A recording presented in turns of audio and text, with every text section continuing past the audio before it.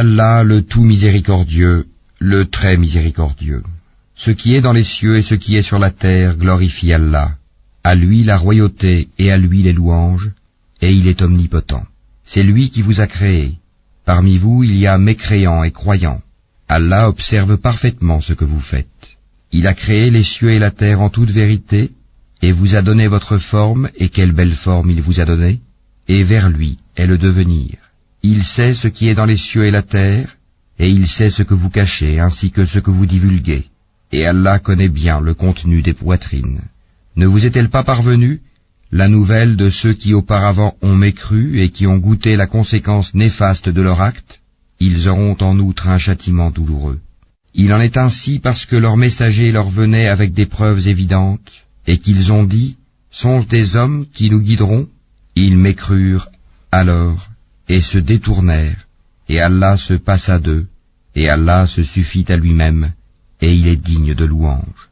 Ceux qui ont mécru prétendent qu'ils ne seront point ressuscités.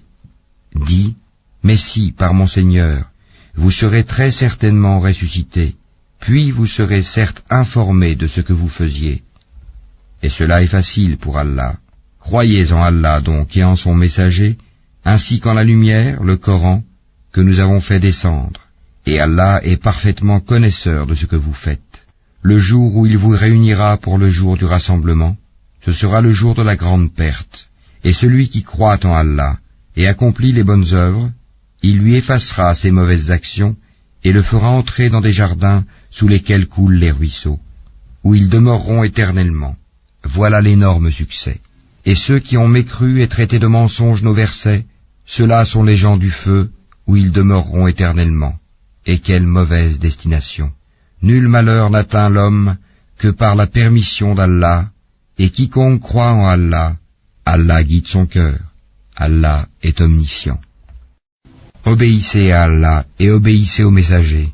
Et si vous vous détournez, il n'incombe à notre messager que de transmettre en clair son message. Allah, nulle autre divinité que lui, et c'est à Allah que les croyants doivent s'en remettre. Ô vous qui avez cru, vous avez de vos épouses et de vos enfants un ennemi, une tentation. Prenez-y garde donc. Mais si vous les excusez, passez sur leurs fautes et leur pardonnez. Sachez qu'Allah est pardonneur, très miséricordieux.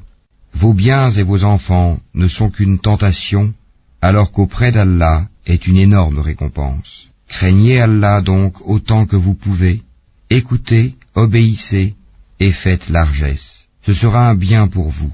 Et quiconque a été protégé contre sa propre avidité, ceux-là sont ceux qui réussissent. Si vous faites à Allah un prêt sincère, il le multipliera pour vous et vous pardonnera. Allah cependant est très reconnaissant et indulgent. Il est le connaisseur du monde invisible et visible, et il est le puissant, le sage.